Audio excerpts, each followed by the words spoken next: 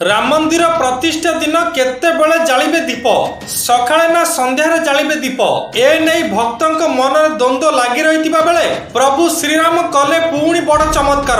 हाँ बंधुगण, आपण भी मने मने भाबुथिबे जे प्रकृतरे केउ समय प्रभु श्रीराम दीप जालिबाटा ठीक हेबो, किंतु एबे आपणकर आउ चिंता करिबार कोनोसी आवश्यकता नहीं, काहेकि ना प्रभु श्रीराम निजे आसी भक्तंक कानेरे कहि जाइछंती। हाँ बंधुगण, गतकाली रातिरे राम मंदिर भव्य पूजारी भावे बछा जाइतिबा मोहिती पांडे को प्रभु श्रीराम आसी निजे कहिसंती जे भक्तटी केउ समय दीपटिए जालिले तार सबु इच्छा पूर्ण हेबो, आउ बहु दिन ठारू लागि रहितिबा दुख क्लेशरु से मुक्ति पाई परिबो। सेति पई बंधुगण भिडियोटी को शेष पर्यंत देखंतु।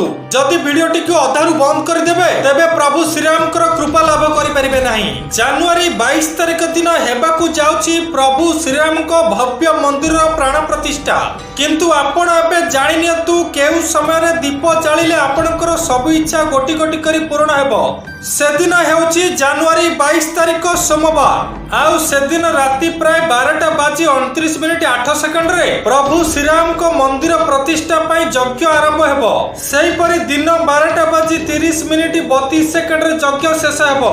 तो बंधुगण, आपण एबे जानि नियंतु आपण चाहिले प्रभु श्रीराम को पाई 22 तारिख राति 12 AM रु नै राति 11 PM पर्यंत दीप जाली परिबे। तो दर्शक बंधु, आपण जदि प्रभु श्रीराम को जड़े भक्त होइतिबे ताहले भिडियोटी को गोटे लाइक करी चैनल को सब्सक्राइब कर देबे, आउ कमेंट रे लिखिबा को जमार भी भूलिबेनी।